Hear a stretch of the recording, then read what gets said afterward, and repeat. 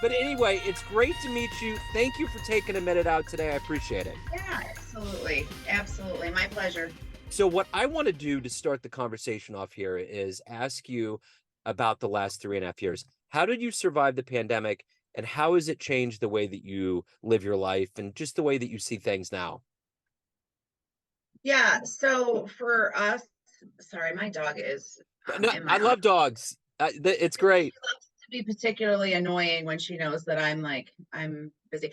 So to back up, so I'm a nurse. I'm an ICU nurse, and I'm a nursing professor. So I was at the bedside through the pandemic, in like really in the thick of it with the ventilated patients in the ICU, wrapping up the bodies, like doing all of those things. So I think to see it firsthand from a medical perspective, it's very different than hearing it on the news and the what ifs and whatnot. But at the same time, my family, we were very, very realistic people, and I strongly believed that if you take care of your health and you stay active and you eat well and you're not obese, that your risk of dying from COVID dramatically decreased. And so that was kind of the lens that we dealt with the pandemic with our children was you control what you can control, and there's a lot of things within our control that a lot of people just were like, oh, whatever, I'm just going to like lay on the couch, drink all the wine, and put on 15 pounds. And so that was kind of the philosophy. My husband's a physician, and he, we both kind of approached it from that. We came out of it probably better than most families. It was a great opportunity when our kids were in the house, to really spend some quality time together. We both continued to work, and lessons learned were we don't have to be in such a fast-paced lifestyle like we were before, and we can slow down a little bit and like really enjoy that non-structured time. Yeah. So that was kind of our overall takeaway of that period of time. And that, I don't know, the whole thing probably was handled really poorly, when you look back on how we as a society dealt with things. But I would imagine the mental fortitude that you would have had to endure and maintain throughout this would have had to be stellar, things that most people will never experience. Because it's almost as though you have to tiptoe between the line of getting numb and staying strong, because it's I mean, I heard a lot of stories and I never saw them firsthand, but I mean, you had the people that just didn't want to get vaccinated and were going in and knew that was going to be it just because of their belief structure, or just yeah, people not being healthy. I remember I cut my finger around March 20th, and it was bad enough that I had to go to the emergency room, and my wife was really concerned. I'm like, this is the safest place for me to go. So I got in, and the ER doc was a real hardcore dude. And we started talking, and he was getting ready to go to Peru, but he had to cancel the trip. He was going to climb Machu Picchu, and he was just a really gung ho dude. And I said, just lay me straight right now. What's going on? Because this was the beginnings of the pandemic. No one really knew what was going on. And he was like, listen, this is going to ravage the elderly community. It's going to get people that just are in bad shape, that are overweight. That's the thing. But if you're young and you take care of yourself, it's going to be a different story. And I remember that was kind of the mantra that I remember very clearly. And it's just, I think it's kind of just the way it is with healthcare. You probably see a lot of people that are just pounding their body with a lot of toxins, and then they come in and they're like, what happened? And it's like, there's no reverse button. It's an active thing to keep your vessel as healthy as you can. Yeah, and I wish we would, try to spin that after now that the pandemic's over, and really emphasize how important it is to stay healthy, not just for vanity, but for longevity. And I still don't think as a society we really do that. We Yeah. focus on illness, and our whole healthcare system is built around you get paid per diagnosis, not for trying to keep people out of the hospital. And again, I think that's a huge missed opportunity. In the nursing community, we talk about wellness and health promotion and things like that, but at the end of the day, it's the payers, right? It's how the hospitals make money. It's based on illness. It's not based on wellness. So I don't know that we really learned anything from it. So along with being a nurse, you know, you're there's a lot that goes into anti-aging. There's a lot that goes into what you do. So I want to kind of boil down a little bit to its essential parts. If I put you in front of a bunch of third graders at career day and one of the kids looks up and says, "Hey, what do you do for a living?" How would you answer that child? Yeah. So, well, first and foremost, I'm a nursing professor. So I run a nursing school. But what I've found is I've started coaching on the side and really would love to move that into like my full-time job. So I work with, I've got men, women, all ages. I've got from 18 all the way to 70, and work with them to construct nutrition and movement and mindset plans to really help them achieve their goals. And it has filled a piece of me that I didn't even know existed, to really be able to help people in a different way. You know, you're a nurse, you work at the bedside, you're helping people all the time. It's amazing. You're a professor, you help people, but this to me has been so much more fulfilling to see people's lives drastically changed through my under my instruction and my motivation. And you know, when they feel like, oh, I don't want to do this anymore, I'm like, no, like you have to, and let's talk about it, and let's talk about why.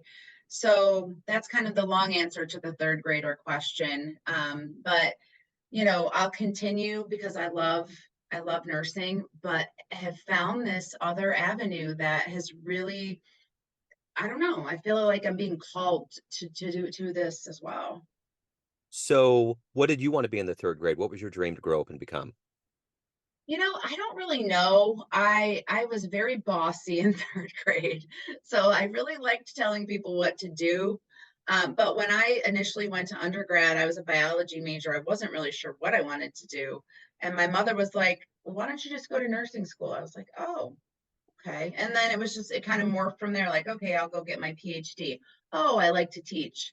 You know, so to say that I'm fulfilled professionally, that's an understatement. Like, I absolutely love what I do. But I also think that we continue to grow and we continue to evolve. And so if I'm going to turn left or right, I'm just going to be open to those possibilities. And again, working one on one with people through trying to help them live a better life has been something that I didn't really know I could do, but have found that I'm actually really good at it. So it's been wonderful.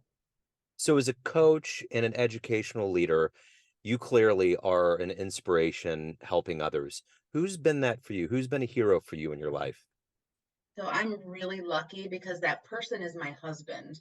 My husband is, he came over to this country when he was 18, did not speak English, and just persevered, grinded. He's a neurosurgeon and just had every obstacle against him. No help, no family, no money, and just like figured it out. And so he's been my biggest inspiration, my biggest supporter through this whole thing.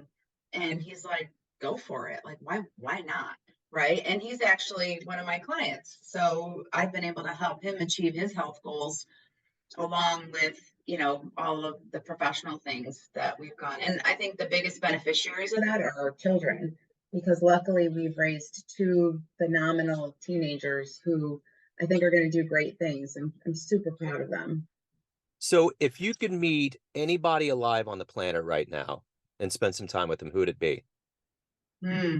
Well, you would appreciate this being from, um, sorry, Andy Frisella. Okay. Are you Okay. familiar with him? I've heard the name. So he's huge in your area. He owns First Form, and Okay. Okay.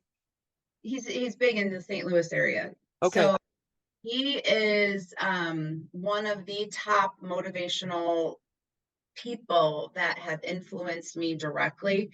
He has a podcast, and I promise you, at some point, he's going to run for president. He is Okay. an incredible human being, and I would love to just sit down with him and have dinner and just pick his brain and really understand how he's gotten to where he is. So when you have time, you'll be like, oh, of course, Andy Frisella, one of the most successful humans, again, very similar to my husband, 18 years old, didn't go to college, self-made through just persistent grinding. And I love that. I love people who aren't afraid to put their head down, work really hard, they don't make excuses, and they just find a way. And I have so much admiration for people like that. Well, you obviously have a lot of drive in your life. What is your motivation every day to wake up, to do your job, to help others, coach others, educate others, and to ultimately be who you are? What is that for you? My biggest thing is I have no idea what my potential is. So every day I want to be a little bit better than I was yesterday. And if I can do that, then my that whole potential of like what's possible, I have no idea what that is. And I love thinking about that. You know, like what is my purpose? What am I supposed to be doing? Who am I supposed to be helping? What is my reach? And so if I work just a little bit harder than I did yesterday, I will reach and help a couple more people. And so maybe I'll be the next Oprah. I don't know. But I don't like to put a ceiling on anything because I really don't know what's possible. I think the anti aging area is huge because I've gotten older, but I've gotten better. And so I don't think age for anybody, you know, in middle age, 30s, 40s, 50s, people are really struggling, but they really don't need to. And so to, you know, to help people in that regard is really helpful. Sorry. No, no worries. What's been the best advice you've ever gotten? Hmm. Probably just to be true to who I am. And this is the hardest piece of advice, but stop caring what other people think. Yeah, You know, it's so easy to say, I don't care what other people think, but to actually operationalize that is a lot harder than it seems. And, you know, those people that truly do not care what other people think about them and they don't let that influence who they are or the decisions that they make, like that freedom allows them to have such a bigger impact on other people. yeah, for sure. So, of all of the things that you've done professionally, what's one of your best success stories? One that always puts a smile on your face? I mean, it's definitely my children. They Yeah, are the greatest gift. And, you know, to raise two humans that are kind and, you know, just outgoing, they're confident. You know, you talk about like how do you raise confident children? It's through role modeling. I mean, they are my biggest accomplishment by far. All this other stuff, degrees, accolades, anybody can do it. Like yeah, truly, anybody can do the things that I've done. You just have to put in the reps, you yeah. know. So let me ask you this. If you have a dream tonight and you run into a 20-year-old version of you, and you could give that version of you a piece of advice based on the wisdom you've gained in your life up to this point, what advice would you dispense on that younger version of you? Yeah, it's very similar to what we just talked about. Like, stay true to yourself. Do not worry about what other people think. There's a great quote, and it's what other people think of you is none of your business. And I love that because, again, it's the freedom that goes along with that. And I think as we're younger, we care too much, right? We're trying to impress people, we're trying to influence people, we want people to like us. And at the end of the day, it really doesn't matter, Right. right?